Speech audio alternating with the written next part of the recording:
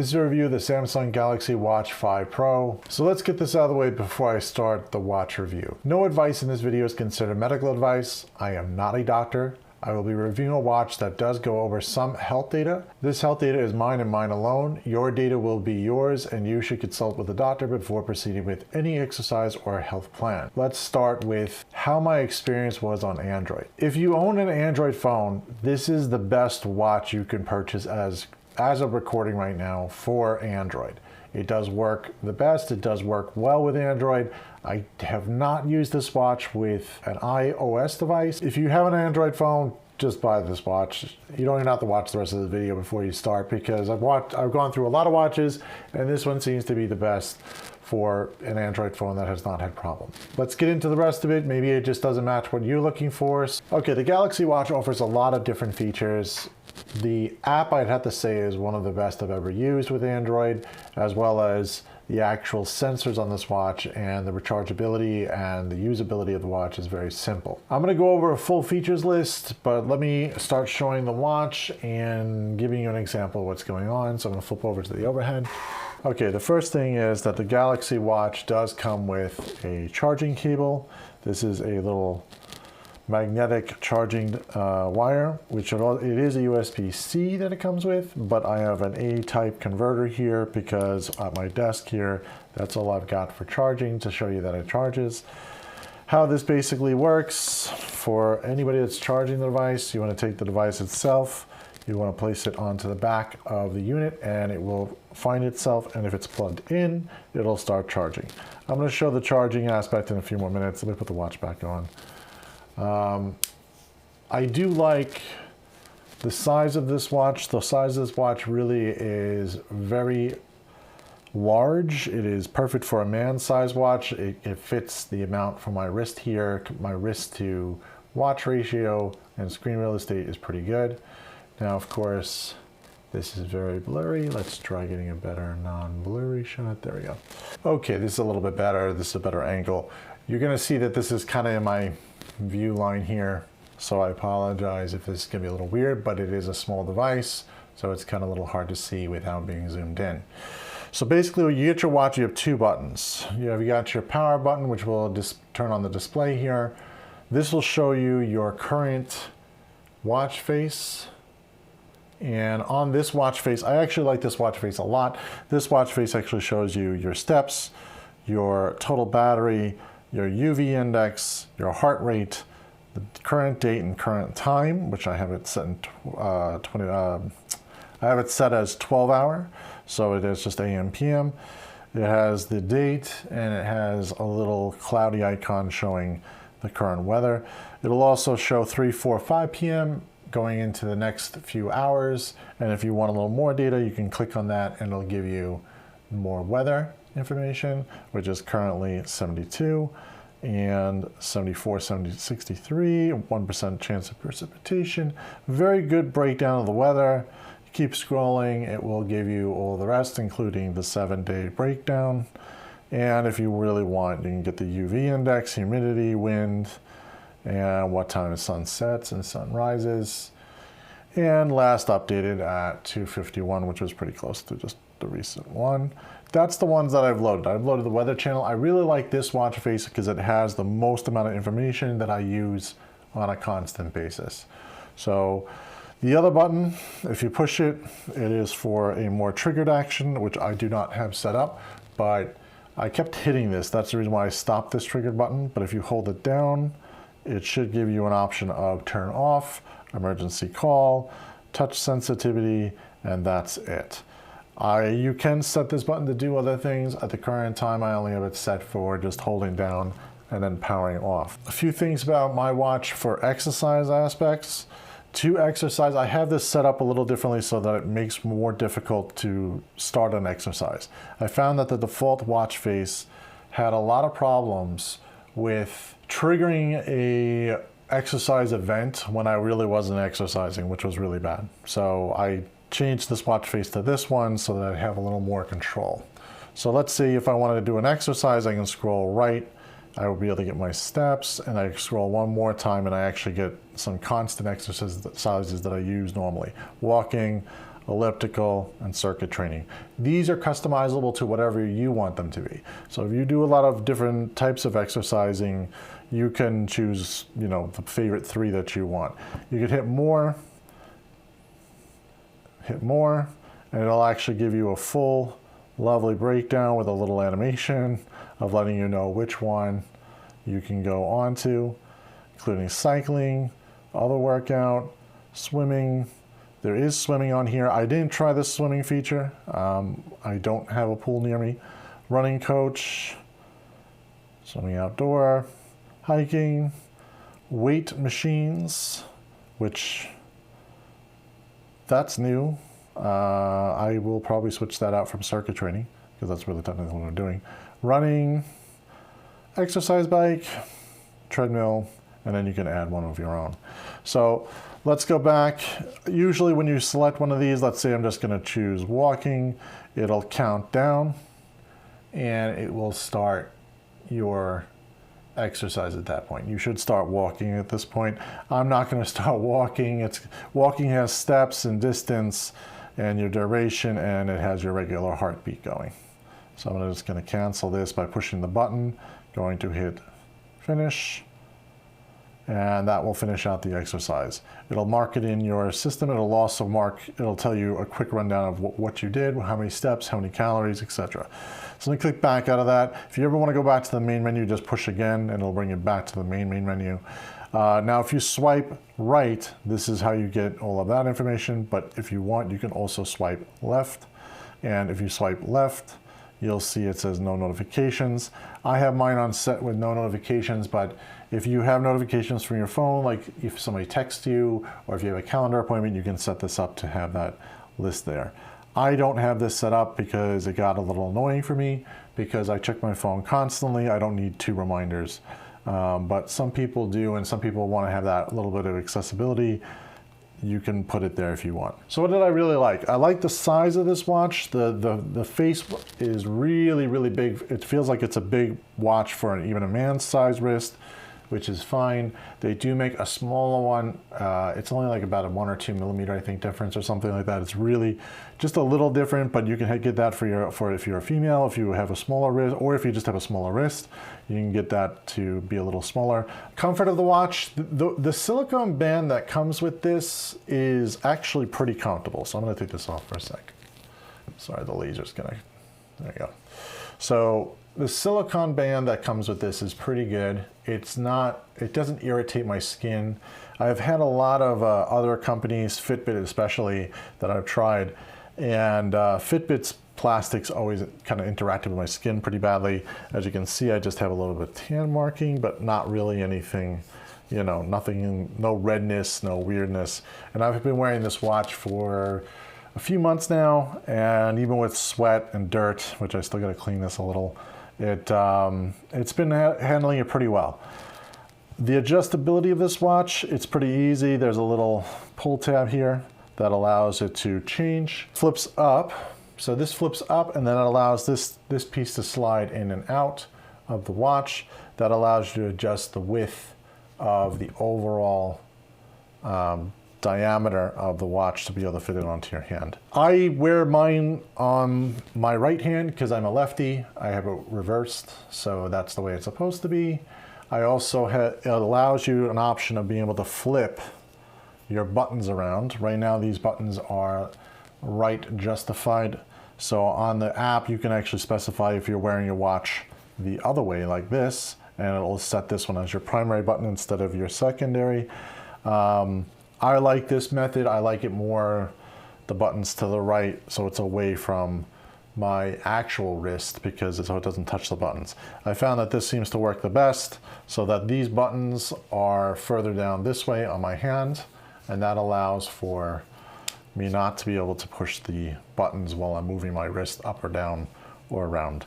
So if you notice, this doesn't turn on or off. I also reset some of the settings on the app to not turn on unless you double tap, or if you push the button. I do not have it for flicking the wrist. For flicking the wrist, I have it for shutting off. So if I flick the wrist, it will shut off instead. I don't have it flicking the wrist for turning on because I found that got really distracting. I would be working on something, maybe using my mouse or whatever. I'd flip back and forth like this, and then it would be on all the time, wasting a lot of battery, and I really didn't need the watch at that time. Double tapping is not too bad. It's very responsive, or pushing the button on the right. Let me just flip it off. Push the button on the right. It'll also do the same thing. It'll turn on. To turn it off, you could just flip the watch. Now, if you noticed, flipping the watch was pretty easy to turn on and off. That's why I turned the feature that turns it on off, so it doesn't do that. That's a lot of on and off for you guys, but I think you guys get the point. I'd have to say the connection between this watch and my cell phone is really good. I mean, I have not had a watch work this good in a long time where it would not lose connection with my phone. If my phone even gets out of range, which I am very, very bad about carrying my phone around with me. I usually leave it somewhere in my house, or sometimes I leave it in my car accidentally. My watch will warn me that I've gotten too far from my phone, and it'll do a little vibration blip. And when it does that, it at least allows me to know that I've left my phone somewhere and I should go grab that and bring it a little closer. Now, sometimes that gets a little annoying, especially if you're at home and you know your phone, let's say, is in 3 rooms over or something, or 2 rooms over, and you're, let's say, relaxing somewhere else, you'll get a little blip to know that your phone has been disconnected from your watch. This could be a little annoying, especially if you're on like an area where you're between one or the other. So like, let's say you have your phone and you put your phone in, let's say, the kitchen, and you go to your living room, and your living room's a little too far away, but not too far away that the phone, like, you're right on the edge of not communicating with the watch at the same time with the phone. At that point, your watch will vibrate and say, hey, it's disconnected. But then, let's say you get up and move from the couch on the living room to the other side, it'll reconnect, and then let's say you move back again, the watch will then vibrate again to let you know that you've been disconnected. This could get a little annoying. So that means that your watch and your phone would have to be kind of near each other, or you'll end up taking your watch off because it just gets really annoying with the vibrations every 2 seconds when you're going, let's say you're watching a movie and you're moving your hand around or something, and all of a sudden you're outside that range before your phone, you'll end up getting another little bleep on the hand to let you know that you're outside of it. Then you bring your hand back, you'll have another issue. Either A, keep your phone near you all the time, which maybe that's not a problem for you guys. Me, I kind of, when I get home, I just kind of leave my phone wherever. I'll leave it in my room, and I probably won't remember it for a while because I'm at home. This is probably not a problem seems like a problem that only really I have. A lot of other people that I've talked to said that they never really experienced this issue. I couldn't find the reason why I'm bringing this up is I couldn't find a setting to remove that feature so it doesn't turn, like, bleep on and off. I may be wrong, and it may be in the app somewhere. If I find it, I will definitely turn it off because it is a little annoying to me. I don't really need my phone constantly around me 24/7. So it's a nice feature, and it's an annoying feature. It's a nice feature for the fact that you're able to know when your phone's further from you or your watch has been, somewhere out disconnected. By the way, your phone also displays a little message that the Samsung watch has been disconnected. So it will show a notification that you have left your watch somewhere. I've done that tons of times. I've left my watch on a table. I do take my watch off when I'm working usually because sometimes I'm in a dirty environment. I don't want to get the watch scratched or dirtied up. So I'll take that off during that time. There are some times where you just have to leave the watch wherever it is, and I did see that notification. It is nice to know that that the two have separated at some point, but it's rather annoying because it'll keep reminding you that you need to go get your watch or whatever it is. So it's a little bit aggravating that way. I wish there was a feature to just shut that off so I wouldn't have to deal with that. There's some features for sleeping which I find very weird and disturbing to me. So that's why I don't use it.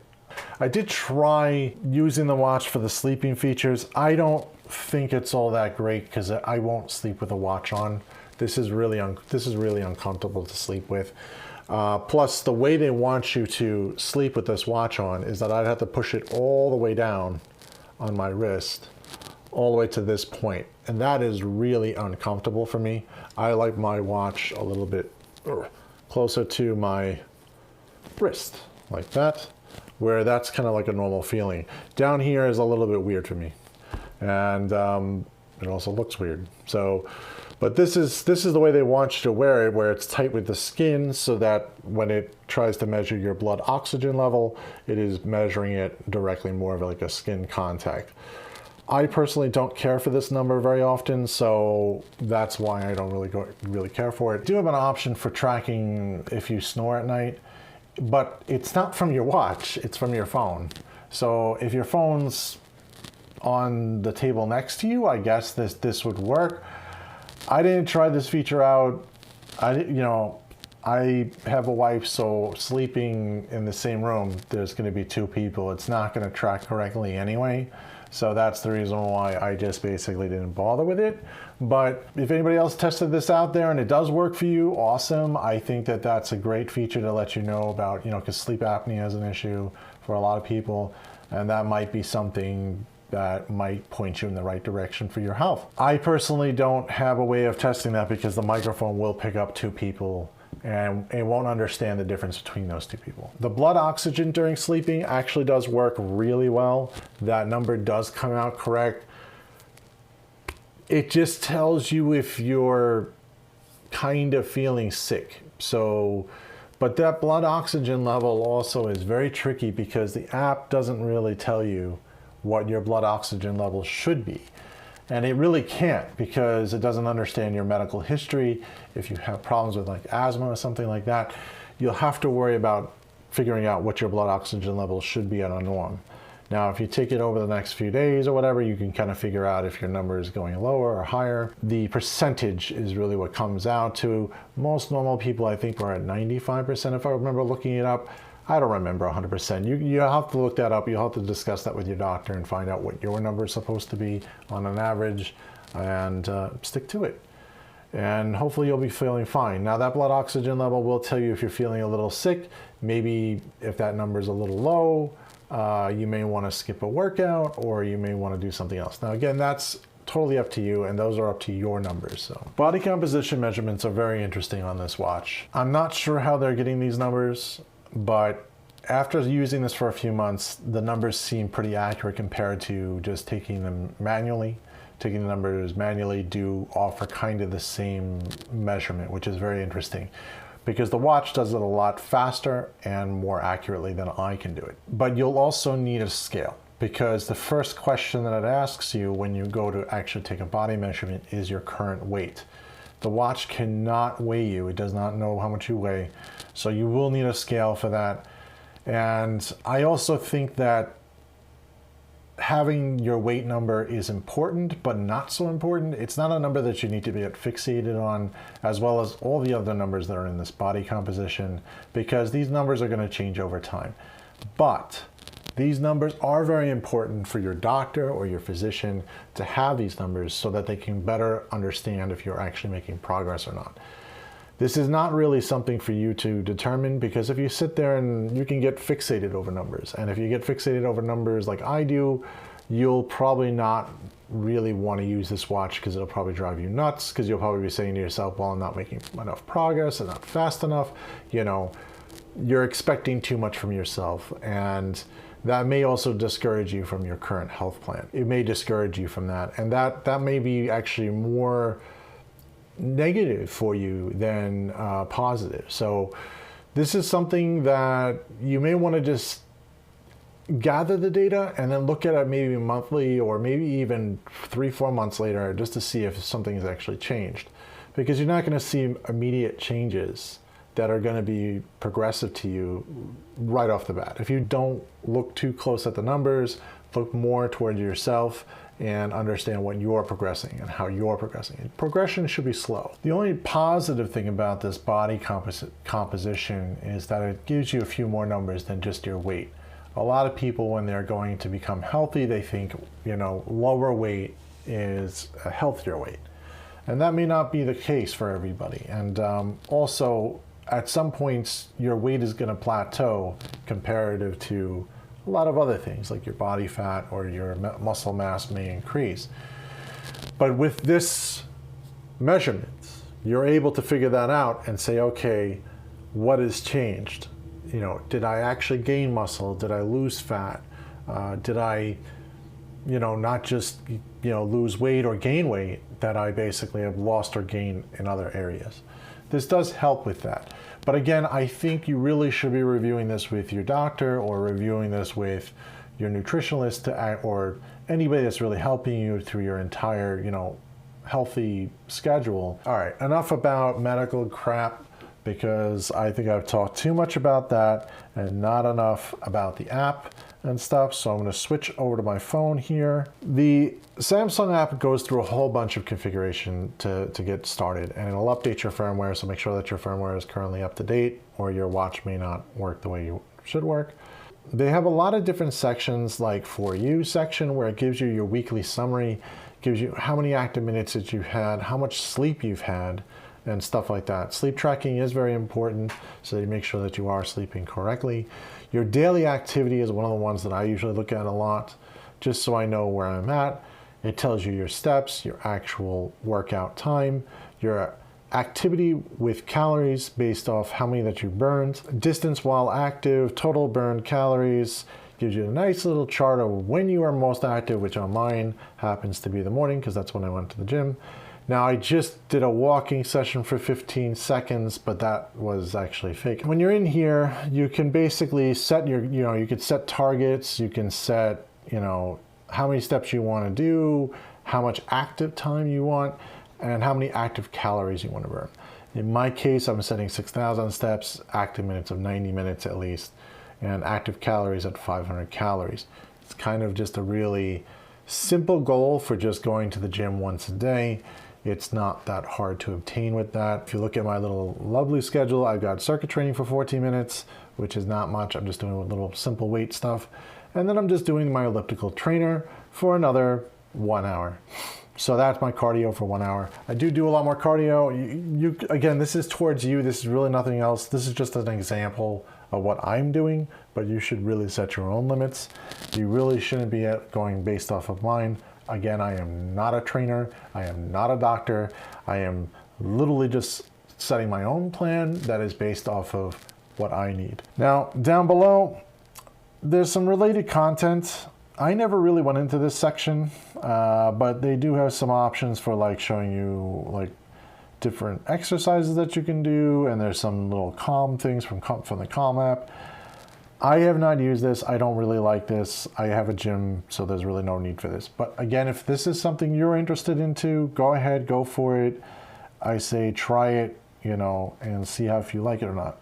Now there is a schedule of daily activity. It can show your overall monthly activity, which I am showing pretty good, except for June 8th, which looks like it was a pretty bad day. It was just less steps. Probably didn't go to the gym. Probably was just didn't have time. It gives you an overall of your last 30 days and last week especially, and it will give you an idea of like how active you are currently. Now if I go back to last month, May, it is showing May, it is showing a little bit of June, so maybe a little more than 30 days. It is, oh, it actually goes further. It just took a little longer to load. Okay, so it does go whatever amount of months it goes back. It is being calculated and it is being saved. So you can review months and months of data.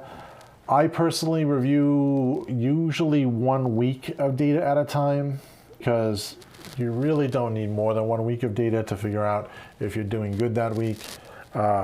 If you're getting very little amount of sleep too, that's kind of why I like the sleep tracking on here, because if you are tracking like 3 or 4 hours of sleep and you're really supposed to be having 8 hours of sleep, you'll realize that your movement's going to cut down a little bit. You're just not going to feel as good about yourself, or you're going to burn yourself out a little bit sooner. So the nice part about this app does tell you that you will be burning out if you try to overdo yourself without the amount of sleep that that you're requiring. So in the steps area, it'll tell you exactly how many steps you've done today. I've done 7,751 steps today, so I hit my target. That's because I went to the gym this morning.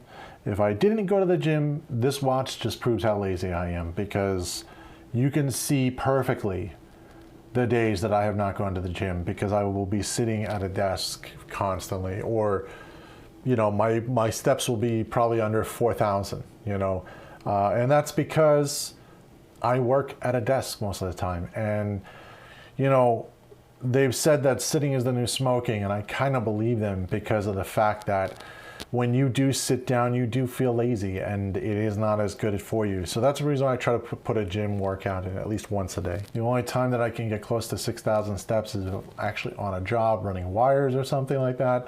Then that's a different story.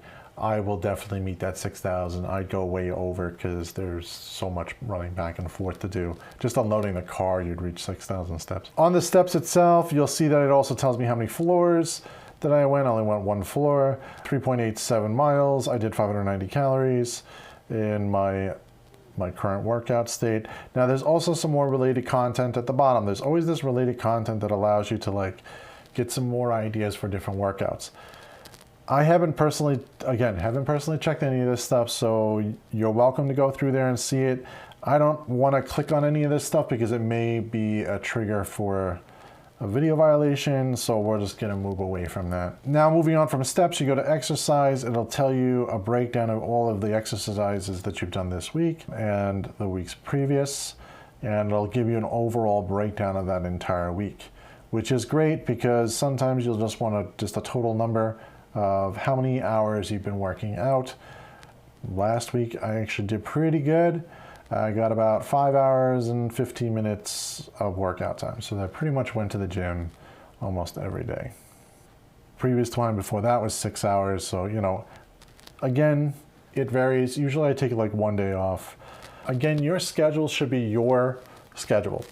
Don't go by my schedule. My schedule is crazy. I work out constantly, because if I don't, I literally will be just sitting around all day. Now, maybe your job is more active than mine, so you may not even have to do that.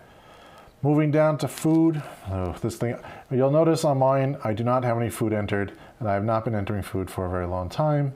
And the time I did try this out, and I'm not very happy with their food section. There's a few problems. First of all, it's impossible to enter food into this thing easily. If you hit enter meal, first of all, it asks you, okay, which meal type it is: breakfast, lunch, dinner, morning snack, afternoon snack, and evening snack. Let's say I do breakfast, right? Now, if I do breakfast, it does show me what I recently added, which I just never really started adding too much in here. But the search to find something is close, but there's a problem. And the problem comes to the serving size. Now, I just selected something that's a bad example, because that's only one serving size. So let's say I go to original cream cheese, Philadelphia cream cheese, right? I chose one serving size at 28 grams. This is very difficult to figure out what 28 grams of original cream cheese is. So that's a little bit tricky. The breakdowns of those serving sizes get more ridiculous when you go to choose things like, let's say you're eating pizza at a restaurant, right? Instead of it saying one slice or one serving to be one slice, the serving size would be in grams, which, I don't know about you, but did you weigh your pizza the last time you ate it? No. It's really difficult. Now, I've used a few different apps for food tracking, and the best one I've seen is MyFitnessPal. We're going to do another video for that, because that whole thing is a whole different category. I would recommend not to use the food tracking on here unless you want just simplicity of just putting data in just to kind of get an idea. But don't go crazy on trying to get the actual serving size right, because there's no way that you'd be able to do this. Even simple things like entering a bagel. It says serving size to be 95 grams. Okay, but is that an actual full freaking bagel, or is 95 grams a half a bagel? Like, in other words, it's cut in half and 95 grams is technically one serving size of it. It's a little bit tricky, where MyFitnessPal kind of breaks that down into realistic terms. So like, let's say you go to a restaurant and you order, let's go with pizza just because it's simple. Let's say you go to pizza and you ordered 2 slices of pizza. it says 2 slices of pizza on MyFitnessPal. It doesn't say grams. Like, you just choose common sense. You know what I mean? Like, it makes it just easier to put in. And I know I'm probably being kind of nitpicky about this, but there's also some other issues with the food tracking that I really don't like on here. And the food tracking alone is not great. So, like, in other words, when I go into here and I go into, let's say I chose this protein bar, okay? Scroll down, it says 25 grams, which is actually 1 serving, which I had to look at the back of the package to figure that one out. But there's one thing on here that is missing that drives me nuts, and that is sugar. There is no sugar listed on this nutritional fact information, and I know there is sugar in this product. So that kind of bothers me. Now, it says total sugar is 2 grams. Somewhat here, which is actually remarkable that it's finally listed, but it doesn't calculate it in the actual macronutrients. It just says carb, fat, and protein. That doesn't help a lot of people. For me, sugar's not the problem 100%, but I would like to know what the number is because I'm not restricted by sugar. But I'm getting kind of real here. It's kind of probably bad that I'm getting real. But I'm getting real here for a second, and the sugar aspect bothers me because it may not affect me directly as much, but if you're looking to lose weight, sugar is a really big number that's very bad for you to be ingesting if you want to try to lose weight. So this should be in the macronutrients area, and it just isn't. It is considered technically a macronutrient. So I don't understand why they didn't put it in there. They do have it listed in the bottom, and it also says only 2 grams of sugar, but it doesn't say about added sugars, I don't think. So let me go back and let me just choose one of these. Yeah, it just says total sugars. It doesn't actually tell you added sugars. Added sugars are very important. Let me try pineapple. That would be a good example. Yeah, so pineapple is a really good example of this. This is bad because it says total sugars for pineapple is 14.3 grams for 1 serving, which is a cup diced at 155 grams. Yeah, because I weigh my pineapple. So anyway, that says total sugars at 14.3 grams. So to a normal person, they'll be like, wow, that's a lot of sugar. But that's not the added sugars, that's just the regular sugars. Added sugars are more important to know because the ones that are added sugars are really bad for you. Again, this is something a nutritionist should go over with you, but this is just something in the app that I really didn't like, that it doesn't have this listed. Now, when is this also important? For people that may have diabetes and stuff like that, sugars is very important to know. So this is something that should be in the app, and it's just not listed there. And I feel like they're missing the boat. It's something simple they can add, bring up another chart and just do it that way. I think that would fix a lot of problems with this app when it comes to the food. Now, there's another problem with the food app, which is entering a meal and you choose, let's say, breakfast, but I want to search for, let's say I have the package of food that I want to enter. There's a barcode on the back.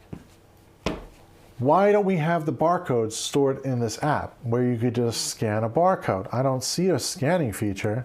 Nope, just a skip meal. You could search for it, but you know, searching for something is more complicated than if you already have the package and you already have it in your hand. You could just scan the barcode and say, okay, add 1 serving of that. And that's all you have to do. Where MyFitnessPal does go over that. And I think they changed it so it's on the more paid edition to be able to do scanning, but it saves you a lot of time because if you're eating 1 meal, you can scan the packages of 3-4 items a lot quicker than searching for it. And you'll be able to enter it a lot faster if the sizes and portions were down to something that you would normally use. And it would be easy to do. Now, so if you're going to use food, you can use it. It's just, I don't use it because it's too hard to track. I use MyFitnessPal. I think it's better. It's a lot better product, so it's easier to use. And you can integrate it with these two if you really want to get everything in one screen, if you really care for that. So sleep. This is a very important one. I kind of like this feature. This sleep feature works really well. You can set like your goals and your targets. At the top, you can edit and set your target. I have my target set for 11 p.m. and 7 a.m. wake up. That is awesome if I can actually get that. That would be a miracle. Sometimes I do, sometimes I don't. Again, this is something that's just good to track over time so you know how you're feeling. If you were feeling really groggy one day, you'll now know why, because you probably just didn't get enough sleep. This does help with just keeping track of all that. Now, if you noticed on my little chart here, I have missed a few days. I've been bad about this, and then some days I am really good about it. So this is something that you should really do every day. You could also set this to like remind you every day. I don't like a lot of notifications. That's the reason why I have it set to minimal, but you can set it higher if you don't just keep forgetting to do it. There's blood oxygen during sleep and sleep coaching. I didn't go through sleep coaching, so let's take a look.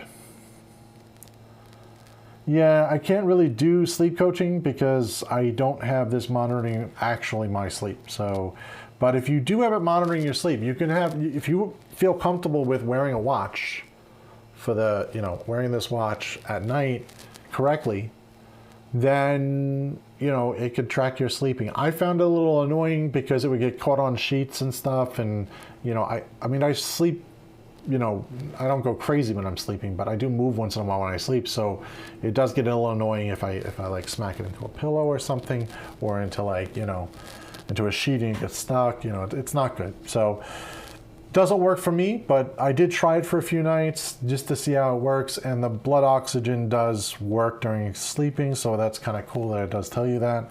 There is snore detection like I was talking about before. Accessories, I don't know why this is in here. I guess for different watches, if you have different watches that you want to install. About sleep, it will just tell you like how many hours you're supposed to be, recommended amount of sleep, based off of age. Yeah. Try to stick to that. That's all. Scrolling down, it'll also kind of give you a little bit of a momentum push when you go to do something right. It'll come up with like a little, like, congratulations, you've done something correctly. It will never be negative to you. Like if you're doing something negative, it won't be negative to you, which is kind of nice too. That's good. It's not going to discourage you from doing anything, but it is nice to let you know like, hey, you slept an exact amount of hours, you woke up on time, you went to bed on time. It'll remind you of a little bit of that stuff. So to let you know. Now you can also rate your sleep last night too. You can put your own rating in there, which is kind of nice. And then they got the related content at the bottom. I think they're really trying to push whatever this chunk is at the bottom. Let's go back. Let's look at the overall. You can look at your overall sleep time. You can look at your snoring if you actually did it, which I did not do. You can do 31 days of actual overall sleep, and you can see if you're getting the right amount of sleep. Wow, one day I got really a lot of sleep. All right, so one day I got 11 hours and 57 minutes of sleep. I don't think that's possible. Something is wrong with that entry. It's probably wrong. I'll probably have to fix that later. So, I usually get about 8 hours. I try to get at least 8 hours of sleep if I can. Some days I get a little more, that's 10 hours. If I got a little more sleep, there might have been a reason. Probably allergies or something else might have gotten to me. So heart rate is another option here, which is kind of cool. Heart rate will give you an overall heart rate for the entire day. When you've been working out, obviously it'll show a higher heart rate. During the day, it should be kind of back to normal. And by normal heart rate is whatever's normal for you. My heart rate happens to be, according to this, between 74 and 142 beats per minute. 142 obviously is my high number, which is obviously when I'm working out. But my average latest was around 88, which is probably okay. It's a little hot in here today also, so that might be why my heart rate's a little higher. It will just show you overall current heart rates. The last few times it's been taking, if you noticed, it does a heart rate check every 10 minutes. So it does your average on your regular 10-minute check. Now, when you go to your exercises, I'm going to show you the exercise section. And if you noticed here between 8:02 and 9:03 this morning, I have a crazy heart rate going all over the place because that was when I was exercising, right? So when you tell the watch that you're exercising, it will actually continuously monitor your heart rate throughout the whole exercise until you're done. So it'll give you a better average of what you're actually doing. While you're also exercising at the 30-minute mark, if you're on cardio, it will automatically give you your current average of your heart rate, total calories burned, average heart rate at the 30-minute mark. Every 30 minutes it tells you that. So if you work for like an hour, it'll tell you twice. Basically, it will also track all the rest of the information. If you noticed on this chart, you can actually go to every little peak and it'll tell you how much your heart rate is. The more you work out, the more information you're going to get. Obviously, you should also stop your watch during any time that you have finished an activity or you're switching between one activity to another. You should tell your watch which one it is. There is an auto option on this watch. I'm not a very big fan of the auto option. It has marked me for doing high intense walking just by taking the garbage out. So that was a little weird. I turned off all the auto ones on my features and I just kind of select it when I go to do my workout. I've also had the auto feature turn on when I was driving, which was really weird. And it showed me my average step rate would be 55 miles an hour. And I was like, wow, either I really walk really fast or I'm in a vehicle. So I'm gonna go with I'm in a vehicle and say that that's probably wrong. But that's why I turned the auto feature off. So the auto feature is a little weird, but you really don't need the auto feature. If you're gonna go work out, you're probably gonna set it. And by the way, you don't need to set it for like high intensity walking or something like that, because even that, you could just have it go on for just walking or for running. You can turn it for auto for that feature, and that does really work really well. But for whatever reason, it did turn on once in my car. I may have also bumped the buttons, so I don't know if maybe that was my fault. It could have been my fault. It was early on in the experiment. So heart rate zones, it definitely shows you where your maximum is, your aerobic exercises, your anaerobic exercises, your weight control, your low intensity workout. Actually, I never really looked at this yet. It's kind of cool that I'm in the aerobic section, which is kind of good, I guess. I don't know what all the differences are. You're gonna have to probably look that up or hit the button and find out. So my aerobic portion is intense but not exhausting. Best zone for weight loss because the total calories burned is higher than in the weight control zone. Great for burning fat, strengthening muscles, and general fitness. So that's really where you want to be. Aerobic. Anaerobic. Improves endurance and general fitness. Breathing is elaborated. Oh, yeah, that's not going to be me. And maximum, definitely never going to reach that. So, yeah. Anyway, heart rate recovery. Yeah, I'm not dead, so it looks good. Workout details, workout duration. Okay, total duration, workout calories, total calories. You should never subtract your calories that you work out. I know a lot of people do calorie counting. I wouldn't recommend subtracting your calories. Fitbit used to do that. It used to subtract your calories from your current workouts and steps. So like if you were calorie tracking and you worked out, you can eat more food based off of the calories. Now there's an images section. You can add an image, you can take a picture, you can put some notes about your current workouts if you really want to. You can also name the workout.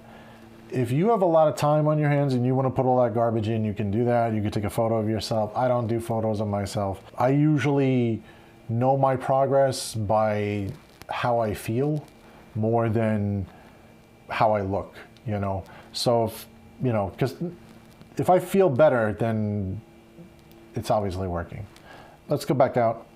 So there's a stress also area. I don't think I've ever had this go into high areas, but there is a stress option you can choose. I have not really done this very often. You can take the stress test here. I say stress test, but it's not a stress test. It's literally just to show how much stress you have. I personally have done this on the watch. I don't know if it's actually still on here. There is a stress test on your watch. You can, let me go back to the front. From the front, now you could specify different ways you want to do this, but on mine you have to go pretty far right. And you've got an ECG you can do. You can measure your beats per minute, and there's a stress section. So I'm not going to do this, but when you hit measure, it'll give you directions on how to do this. You're supposed to sit still, and you're supposed to breathe very calmly and allow you to test how much stress you're having at the current time. I personally think this, for me, I know my measurement of stress. I know if I feel stressed or not. For some, I guess it might be a good measurement for you. if you have not had a stress test in a while, or you just feel a little overwhelmed and you're not sure 100% if you're stressed, you can run that to see if you are. The biggest problem I have with this type of stress testing is that it may stress you out more by running the test than not running the test. Again, this is up to you. I think that this might be a waste of time, but for some people, it may make you feel better. If you are feeling stressed, maybe to go do some sort of other activity to make you feel better. I personally don't do a lot of stress testing. I do body composition tests because I think that shows better numbers, which we're gonna go down to next. So body composition, you can click on that and it will show you your overall progress from a very long time ago. And usually this shows you like overall weight, what your weight is now, if it's dropped, if it's gained, etc. So I don't stick to the weight number very often. You guys are gonna obviously see my weight number here. It doesn't matter to me. Skeletal mass, it's gonna show you my body fat. Yes, it's gonna show that I'm overweight. Thank you very much.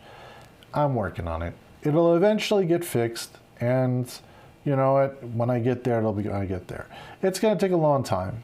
Again, I've only used this watch for a few months now, so it is definitely something that I need to watch my numbers on. But it's gonna go slow. And if you want, you can go into more statistics. You can go into your skeletal muscle mass, your fat mass, your body fat itself, which I go all over the place, if you've noticed. That's kind of just normal, the way it is. Your weight does go up and down a lot too. This is actually missing a lot of data. But it does go up and down a lot, and that's just the way it's gonna work. You're gonna go up and down. Don't get too stuck on these numbers. Go with how you feel, I would say. But again, you really should also contact a nutritionalist and also a doctor to get more of an understanding of this. That information should be given to your doctors so that they can understand if you're making progress correctly. And let them determine if you're actually doing better or not, because sometimes this is going to take months or weeks to be able to get through it. There's a water section. I don't measure my water because I drink a lot of water. So if you looked at my body composition, you'll notice my body water is always going up. So I'm always drinking enough water. I have to. It's just a healthy thing to do. I can't really drink anything else anyway. So that's water. If you want to measure your glasses of water, you can. I recommend, if you do this, don't go totally crazy, because you can overdrink on water too, which is not good for you either. So, but you should drink enough. If you want, you can also set up a reminder to drink water on here, which is kind of neat. It'll bling your watch to let you know to drink some water. If you really don't remember very often, it'll maybe give you a little extra boost. Blood oxygen, again, I don't really measure this. This has been a long time before I measured this. If you want, you can measure this if you feel sick. That's the time to do it. Or if you think you might be getting sick, or if you're in a public place very often and you really want to consider, like, knowing that that number kind of changes before everything else. So it's a good number to check when you want to check it. Now that's the home screen, and I know that's a lot for just the home screen, but there's a lot of other junk in here. You can go to Together, you can get started with other health people, you can team up with somebody if you really want to see their stuff. I don't know if this is really necessary. I don't like working out with people. Most people that have worked out with me really don't like when they work out with me, because I just go work out and then go home. I'm not a talker when I work out. I just get in my zone and go for it. So there is a fitness section. The fitness section is pretty cool. It does have some like meditation and some music stuff that you can get into. I don't know how much of this is free. I kind of clicked on one or two of them and they played with no problem. So they did work. Again, I would still probably go and try to find your own fitness plan, not using one of these, and maybe just finding something that works for you. You may have to also change your fitness plan a lot. So it's just going to happen. Now, if you go to My Page, I actually like My Page. The My Page portion of this gives you a full breakdown of what's going on. Now, if you've noticed, I have got a lot of steps, floors, minutes. You know, it tells you how much burn calories, your distance, overall data, which is actually kind of great. There's also some, if you notice, my miles per hour was reset and that's because it said 55 miles per hour at one point, so that got all screwed up. It still says it in here, 55.4 miles per hour. Yeah, that seems like I'm going really quick. Badges, there's sleep, step badges. I mean, if you're into this badges stuff, just to collect for yourself, or if you're in competition with other friends, you can do that. I don't really care for this. That's it for the app. There's not much in here for the app for anything else. I really like the My Page area where it just kind of gives you an overview too, which is just, if you want just a quick overview if you're doing well or not, that really does help just to get you kind of an idea of what's going on. If you want more in-depth information, then go back to the original My Home page and go through each section one at a time and see your percentages, etc. I kind of go by the body composition section at most, for if I'm really doing well, or if I'm kind of like just meh, pushing along. But again, you really should also review this with your doctor. This is more important for your doctor to look at than you. You can sit here and look at this all you want, but you know, your doctor really is going to be the one to be able to help you interpret it better. So it's my overall view of this watch. It's a great watch for Android. If you have an Apple device, like you have an Apple phone, iOS device, you have other options. You have the Apple Watch. The Apple Watch does have a lot more nifty features than the Samsung Watch has. So if you are into that and you're in the Apple, you know, universe, then you can go and purchase that. The Apple Watch is a little less expensive. This watch is more expensive than the Apple Watch. You can get a cheaper Apple Watch. This is also the Samsung Galaxy Pro version, which gives you GPS and stuff like that. So if you're going running and stuff, this will have that option available to you. And yeah, I would think that this watch is a great watch for anything on Android. Every other watch that I've used has had its moments. This watch included had a few weird moments. Nothing that was unfixable. Nothing that would trigger me to say I want to return this watch because it's not doing me any good. So at this point, I'd say if you have an Android phone, buy this watch. That's the answer to my question. You know, the question is it a great watch? Yeah, it fits everything. Is it better than the Google Watch? It doesn't look as nice as the Google Watch. It's very plain looking, but I like this look better. I also like the fact that it's a bigger watch, where the Google Watch is a little smaller. It doesn't really fit on my wrist correctly. It looks kind of too small for my wrist. So yeah, the Google Watch, the size of the screen is also feels like it's a little smaller. I don't know if that's actually true. We have to actually do a measurement. But it is, you know, this is a full size screen, where the Google Watch, it's kind of like more of a rounded area. The rounded area is really not a screen. This rounded area is fully filled in, which is nice. It also, this watch has a little lip around the top, which helps preventing it from getting scratched. Like when you hit a doorway, sometimes this little lip protects the watch from getting scratched or, you know, cut apart or anything like that. Now I've had stuff accidentally land straight on it. It has not scratched it. I just wiped it off and it's fine. So I guess whatever glass they're using here is pretty resilient. Charging on this watch, not a problem. Comes with the included charger. Included charger does work really well. The only thing you can't do with this watch is you can't charge it and have the watch sitting straight down. So let me show you. Okay, so you have your watch here. Great watch. Okay, you put your charger on. You plug this in wherever it is. You know, by the way, when you plug this in, it just charges up and it tells you the time and it tells you the percentage. It's nothing really fancy. So you charge that up. The problem is you can't lay your watch flat. See, it'll sit like this and then fall over usually. So what I usually do is I just put it down on the table like that with the cord up, and it still charges and it'll still tell you the date and time, and it'll still show you the charge percentage, and it's very small. It goes into like a black and white kind of mode when it does this. It's fine. It charges. I've never had a problem with it charging. It's very quick to connect. There's no like little connectors or anything. It's just all magnets. So it just magnetizes right there. And then you just plug this in, which is the USB-C side.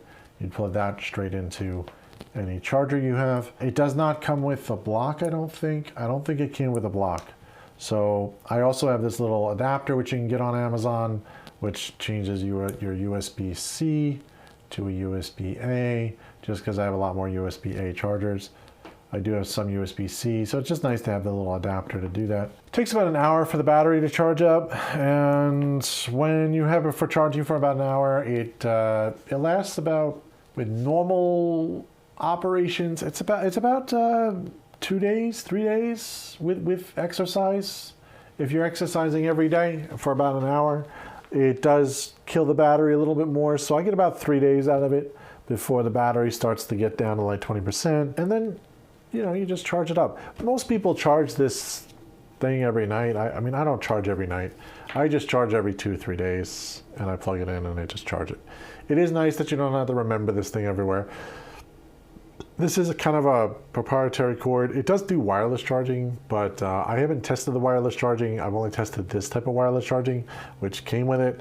I have not used another wireless adapter. I would imagine it should work the same. It should be able to connect to it. The only problem is it would have to have direct contact to the back of the unit. This works perfectly. It does connect every time. It's easy to work with.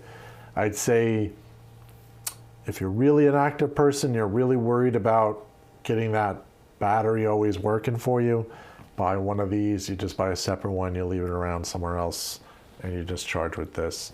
I wouldn't go using a wireless charger with this. I just think that it's kind of stupid because you'd have to like angle your watch, or you'd have to take off like one of these sides to get the watch to lay flat on top of a wireless charger, which the wireless charging is on the back of the unit. It is back here, so it is very difficult to kind of get that to that without using its one that's made for it, which just pops right on. By the way, this is just really easy. I mean, this is really the easiest way to connect it. So just use this. Don't use another wireless charger, just use the one that's with it. If anybody else has experienced this watch with Apple devices, I would definitely comment down below. Let me know if it was a good experience for you, if the app on Apple devices are better, or if it's the same. It probably should be the same, but if it is better or not. Tried so many other watches. Fitbits are good, okay too, but the Fitbit ones, I've had a lot of communication problems with the phone and it not sync up, and then all of a sudden I lose all my freaking data that I worked so hard to work on all week. That data is out the window. Where the Samsung watch never had a connection problem. It just connected straight back up, always kept the data. I've never lost any step data from having my watch going to my phone.